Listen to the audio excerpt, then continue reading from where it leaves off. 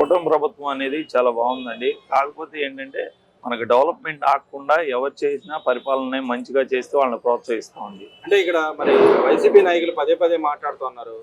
PPP విధానం అసలు private పరం చేయడం తప్పితే ఇంకోటి లేదంటున్నారు. అసలు హైకోర్టే చెప్పింది కదండి. పబ్లిక్ అనేది ఎవరు ఆనందపడితే ఎంత ఆనందంగా ఉంటే దాన్ని సహకరించమని. ఎందుకంటే మాకు అభివృద్ధి కావాలి, ఒక సంక్షేమం కావాలి, మాకు ఏదైనా ప్రాజెక్టులు రావాలి, మంచిగా ఉండడం కావాలి. మాకు ప్రాజెక్టులు సంక్షేమం వస్తేనే కదా మాకు బాగుండేది. నేను నా వరకు అయితే నా మంచిదని నేను కోరుకుంటున్నాను. డెవలప్మెంట్ అనేది ఆగకుండా ఉంటుందండి. డెవలప్మెంట్ అసలు పీపీపీ అంటే ఏంటి, అసలు మీకు ఏమైనా ఐడియా ఉందా? పీపీపీ అంటే నేను చెప్పలేను కానీ నాకు ఐడియా ఉంది క్లియర్గా. అంటే ప్రైవేట్ పరం చేయడం లేదా గవర్నమెంట్ అండర్ లో గవర్నమెంట్ అండర్ లో ప్రైవేట్ వ్యక్తుల చేత కట్టడం అంటే ఏంటంటే, ఇప్పుడు గవర్నమెంట్ అనేది సపోర్ట్ చేసి, ఇప్పుడు నేను ఇల్లు కట్టాలంటే నేనే కట్టుకోలేను కదా, వేరే మేస్త్రి గారిని ఎవరినైనా పిలిచి వాళ్ళకి అప్పచెప్పి నేనే డబ్బులు ఇచ్చి కట్టిస్తా. సేమ్ అదే ప్రాసెస్ లో త్వరగా అయ్యేటట్టు ఆలోచిస్తున్నారు కానీ దాంట్లో తప్పేం లేదు కదా. ఇప్పుడు అలా త్వరగా అయితే ఏమైందంటే ప్రాజెక్టులు కానీ, హాస్పిటల్ కానీ, సీట్లు కానీ డెవలప్మెంట్ అనేది ఆగకుండా జరిగిద్దని నా ఉద్దేశం. అంటే మరి వైసీపీ నాయకులు మనం ప్రైవేట్ పరం చేసేస్తున్నప్పుడు ఇంకా పదవిలో మీరు ఎందుకు ఉంటారు? సీఎం గారు మీరు కూడా దిగిపోండి, ప్రైవేట్ వాళ్ళకి అప్పచెప్పండి. వాళ్ళ ఎంపీ గురుమూర్తి చెప్పిన రోజు మరి ఆ ఎంపీని అడగలేదా? అప్పుడు కరెక్ట్ అయిపోయి ఇప్పుడు తప్పు ఎలా అయింది?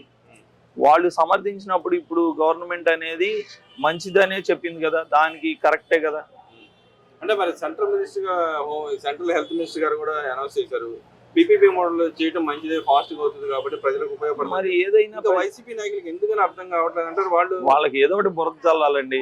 మంచి జరిగేదాన్ని ఏదో ఒకటి బురద చల్లి ఆపాలి. డెవలప్మెంట్ అనేది వాళ్ళ వ్యయం ఒకటే, రపరాప బురద చల్లాలి, పెట్టుబడులు రాకూడదు. మరి ఇంకో మాట కూడా మాట్లాడుతున్నారు, రాష్ట్రాన్ని ఏదైతే చంద్రబాబు నాయుడు, లోకేష్, పవన్ కళ్యాణ్ నందుకు తింటున్నారు, పీపీపీ ప్రజలు ప్రైవేట్ వాళ్ళకి దరాత్రం చేసి భూముల దగ్గర నుంచి రాష్ట్రాన్ని కూడా ప్రైవేట్ పరం చేస్తున్నారు, అలవాలక్క నందుకు తింటున్నారు అని చెప్పి నిజంగానే ఆయన నందుకు తింటున్నారా లేదా డెవలప్మెంట్ చేయడానికి అన్న? డెవలప్మెంట్ చేయబట్టే కదండి అంతా డెవలప్ అవుతుంది. వాళ్ళు చెత్త పన్ను అని, ఇంటి పన్ను అని, ఇంటి పన్నులు అవన్నీ కామన్గా ఉంటాయి, కరెంట్ ఛార్జీలు అని అన్ని పెంచి పాత టర్మ్ లోనే కరెంట్ ఛార్జీలు పెరిగినాయి, ఇంటి పన్ను పెరిగింది, చెత్త పన్ను పెరిగింది. వాళ్ళు విపరీతంగా బిల్డింగ్ టౌన్ ప్లానింగ్లు అని, అని కరెంట్ ఛార్జీలు అని విపరీతంగా పెంచారు. చెప్పాలంటే కోకోళ్ళు ఉన్నాయి. అవన్నీ వాళ్ళు పర్ఫెక్ట్ గా చేసి ఇంకోళ్ళు అనాలి కదా. వీళ్ళు చేసే గవర్నమెంట్ తప్పు అయితే ప్రజలే తిరస్కరిస్తారు కదా, ప్రజలు ఆనందంగా ఉన్నారు కదా. మరి పవన్ కళ్యాణ్ గారు గతంలో చెప్పారు, ఏదన్నా నేను ప్రశ్నిస్తాను వాడు ఈ రోజు ఓట్ల కోసం అడుగుకుంటున్నాడు, మా నాయకుడే ప్రజల పక్షాన్ని నిలబడ్డాడు, అడుగుతున్నాడు, ప్రజల పక్షాన్ని అడుగుతున్నాడు అని చెప్పండి. నిజంగానే పడుతుందంటారా? పవన్ కళ్యాణ్ గారు అనే వ్యక్తి చాలా నిజాయితీగా రాజకీయం చేస్తున్నారండి. ఏ తప్పు జరిగినా ఖండిస్తున్నారు, తప్పుల్ని ఖండించి ప్రజాపాలన ఏంటనే చూపిస్తున్నారు. మరి వైసీపీ నాయకులు ఎందుకు అలా కనపడుతున్నాడు పవన్ కళ్యాణ్ గారు? బురద చల్లడమే ద్వేయం అండి. వాళ్ళు 5 సంవత్సరాలు చేశారు, వాళ్ళకి రాజకీయం బురద చల్లే రాజకీయం వచ్చు. డెవలప్మెంట్ అనేది వాళ్ళకు వద్దు. డెవలప్మెంట్ లేకే కదా 3 రాజధానులు అన్నారు. ఏ రాజధాని లేకుండా ఇప్పుడు మళ్ళీ డెవలప్ చేస్తున్నారు రాజధాని. డెవలప్మెంట్ అనేది ఉంటే ఎక్కడైనా జరిగిద్ది. ఏ గవర్నమెంట్ చేసినా మాకు డెవలప్మెంటే కావాలి. మరి సత్తుల గారు మాట్లాడుతున్నారు, రాష్ట్రంలో లా అండ్ ఆర్డర్ లేదు, రెడ్ బుక్ రాజ్యాంగం నడుస్తూ ఉంది, కక్ష రాజకీయాలు నడుస్తున్నాయి అని చెప్పంటారు. నిజంగానే అవి నడుస్తున్నాయి అంటారా? వాళ్ళు ఒకనొకప్పుడు వాళ్ళు నోటీసులు కూడా ఇవ్వకుండా తీసుకెళ్లిన ఘనత వాళ్ళది. ఇప్పుడు నోటీసులు తప్పు చేస్తే ఖండించాలి, నోటీసులు ఇవ్వాలి, తీసుకెళ్ళాలి. ప్రతిదాన్ని తప్పు అంటే ఇంకా లా అండ్ ఆర్డర్ ఎక్కడికి వెళ్ళిద్ది? ఇప్పుడు తప్పు చేసిన వాళ్ళని తప్పు అని ఖండించాలి. నిన్న మొన్న రపరప అని చెప్పి వాళ్ళు నరికేస్తామని చెప్పి మేకపోతుని జగన్మోహన్ రెడ్డి గారి ఫోటో మీద రక్తం చిందించారు. అలాంటి పరిణామాలు చేసినా కూడా వాళ్ళని అరెస్ట్ చేయొద్దు అంటారా? అంటే వాళ్ళు అంటున్నారు ఇప్పటికీ అంటారు కదా, అసలు నేరం ప్రూవ్ కాకుండా ఎలా అరెస్ట్ చేసి అలా తీసుకెళ్తారు బహిరంగంగా అని చెప్పండి. అసలు రపరప అనేది ఏంటండి? రపరప అనే ఓడి ఏంటి? ఇప్పుడు జనాలకి శాంతియుతంగా మనం పరిపాలన చేయాలి, శాంతియుతంగా ఉంచాలి. రపరప అనే ఓడి ఏంటి? మనం ఒక భారతదేశంలో ఉన్నప్పుడు, స్వతంత్ర భారతదేశంలో మనం హ్యాపీగా ఉంచాలి, జనాలను డెవలప్మెంట్ ఉంచాలి, ఆనందంగా ఉండేటట్టు చూడాలి.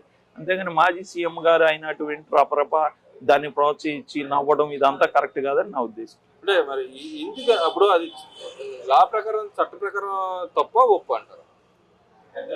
రపరప అనేది తప్పే సార్. ఎందుకంటే ఆయనే ఖండించాలి, ఇది కరెక్ట్ కాదు, ఏ గవర్నమెంట్ అయినా కరెక్ట్ కాదని ఖండించి మంచి మార్గంలో నడవాలనేది నా ఉద్దేశం.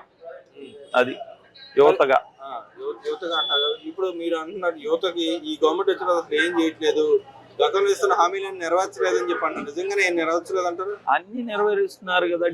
డిఎస్సి పెట్టారు, ఉద్యోగాలు ఇచ్చారు, పోలీసు ఉద్యోగాలు ఇచ్చారు, ఉద్యోగాలు దొరుకుతున్నాయి. ఇంకేం నెరవేర్చలేదు. నోటిఫికేషన్ అనేది వదిలిన దాంట్లో నిదానంగా అన్ని జరుగుతూ ఉంటాయి. మొత్తం ఒకేసారి కావాలంటే ఏది అవ్వదు కదా. ఒకేసారి మనం అన్నం వండేయాలి పొయ్యి మీద పెట్టగానంటే అది అవ్వదు కదా.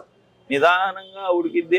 అలాగే అదే పద్ధతిలో గవర్నమెంట్ కూడా వాళ్ళకున్న సాధ్యాలను బట్టి అన్ని ఇస్తారు. మరి చంద్రబాబు నాయుడు గారు, పవన్ కళ్యాణ్ గారు, లోకేష్ గారి పరిపాలన పనితీరు ఎలా ఉందంటారు అసలు? చాలా బాగుందండి. వాళ్ళు పైనుండి వాళ్ళు దిశానిర్దేశం చేయబట్టి అంతా క్రమశిక్షణగా ఉన్నారు. ఎవరు తప్పుపోకూడదు కానీ, ఎవరు స్పీడ్గా వెళ్ళడం కానీ, ఎవరు తప్పు చేయడం కానీ చేయట్లా. అంతా క్రమశిక్షణ ఉందని నేను అనుకుంటున్నాను. మరి జగన్మోహన్ రెడ్డి గారు చెప్తున్నారు, మేము కోటి సంతకాలు సెకండ్ చేసాం, పీపీ విధానం రద్దు చేయాలి అన్నట్టుగా అంటా ఉన్నారు. మరి ఆయన అసెంబ్లీకి వస్తారంటారు ఈసారన్నా? అసెంబ్లీకి రాకుండా బయట ప్రెస్ మీట్లు పెట్టుకుని మాట్లాడితే ఎవరికి అర్థం కాదండి. ప్రజల గురించి పోరాడాలంటే మీరు అసెంబ్లీకి వచ్చి పోరాడాలి. కోటి సంతకాలంటే వాళ్ళే చేసుకున్నారు. ప్రజలు ఎవరు చేయలేదు కదా. వాళ్ళ నాయకులు, వాళ్ళ వ్యక్తులు చేసుకున్నారు. ప్రజలు ఎవరు చేశారు? అంటే మనం ఇప్పుడు ఆయన ఇప్పుడు వచ్చి ప్రజలు నేను పోరాడుతున్నా అని చెప్తాను. నిజంగా ఆయన ప్రజలకు వచ్చి పోరాడుతూ మీరు ఎప్పుడైనా చూసారా? వారానికి ఒకసారి వచ్చి ఏదో ప్రెస్ మీట్ పెట్టి ఢిల్లీ వెళ్ళిపోయి ఉండడం కాదుగా ప్రజల్లో పోరాటం అంటే. మీరు అయ్యింది ఏపీకి ముఖ్యమంత్రి మాజీగా. ఇప్పుడు మరి ఏపీలో ఉండాలిగా, హైదరాబాద్ బెంగళూరులో ఉండకూడదు కదా. ప్రజల తరఫున పోరాడాలని నేను కోరుకుంటున్నాను అంతే. మరి వాళ్ళ నాయకులు ఇంకా మాట్లాడుతున్నారు, రాష్ట్రంలో ఏదైతే రాష్ట్రాల్లో జిల్లాల పునర్వ్యవస్థీకరణ చేశారు, జిల్లాల మధ్య చిచ్చు పెడుతున్నారని చెప్పండి. నిజంగానే జిల్లాల మధ్య చిచ్చు పెడుతుంది ఈ గవర్నమెంట్, లేకపోతే పునర్వ్యవస్థీకరణ చేసి అంతకుముందు గతంలో ఆయన చేసిపోయినవన్నీ సరిదిద్దుతున్నారు అనుకోవచ్చు? వాళ్ళకి అవగాహన ఉంటే రాష్ట్రం ఎలా డెవలప్ అనే దాని మీద పెట్టాలి కానీ బురద చల్లకూడదని నా ఉద్దేశం. 3 రాజధానులు అన్నారు. ఎక్కడన్నా ఒక రాజధాని అన్న ఉందా? పోనీ మీకు తెలుసు కదా. అంటే ఇప్పుడు నేనంటే యువతగా నాకు తెలిసి నేను మాట్లాడుతున్నాను. 3 రాజధానులు అన్నారు. అమరావతిలో ఉందా? వైజాగ్లో ఉందా? విశాఖపట్నంలో ఉందా? ఎక్కడుందా రాజధాని? పోనీ మా రాజధాని ఏదని మేమేం చెప్తాం?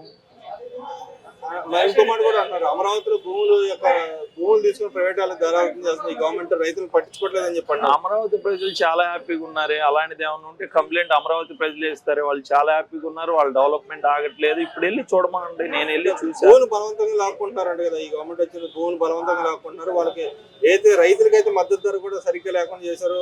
ఇటు వ్యవసాయం దండగా అన్నట్టుగా చేస్తుంది ఈ గవర్నమెంట్ అంటున్నారు. మరి అదే భూములు లాక్కుంటే వీళ్ళు 3 రాజధానులు అని ఎందుకన్నారు? స్వచ్ఛందంగా 35,000 ఎకరాలు ఎలా లాక్కుంటారండి?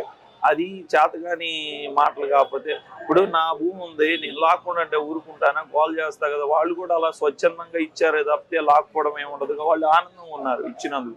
ఎందుకంటే మా అమరావతి డెవలప్ అవుతుంది, మాకనేది మా ఒక బ్రాండ్ ఉంది అనేది వాళ్ళు ఆనందంగా ఉన్నారు.